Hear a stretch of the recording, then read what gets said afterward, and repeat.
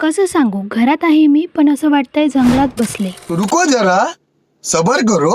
तर नमस्कार मित्रांनो, कसे आहात? चला तर मग सुरुवात करूया आजचा व्लॉग. आज मी सकाळी उठून मस्त चिवडा बनवला होता, कारण आज मन झालं होतं की नाश्त्यामध्ये चिवडा खायचा म्हणून. मग मला आज कामं पण भरपूर करायची होती, कारण उद्या आमच्या घरी येणार होते पाहुणे. तर चला भाऊ म्हटलं घर तरी साफ करून घ्याव, कारण मम्मीने तर पहिली ऑर्डर दिलीच होती. मम्मीचं जर काम नाही ऐकलं ना मग गेलं बाया. मग दिवसभर तर टोमणे मारणं संपतच नाही. आपलं काम ठेवून पहिले त्यांचं करून द्या लागते. आणि मी तर कॉलेजमध्ये जात नाही आहो, पण असं नाही आहे का मला लिहायचं नाही. मला तर लिहायचं भरपूर आहे आणि नोट्स तर एवढ्या दिल्या. मी दिवसभरही लिहिलं तरी हे काही संपणार नाहीये. मच्छर तर पूर्ण घरभरच झाले होते. मग काय, माझ्या भावाने एक नुसकाच धुंडला. चल म्हणे, लिंबाच्या पानाला विस्त लावू आणि घरभर धुवा करू. मच्छरही मरते आणि आपणही मरू.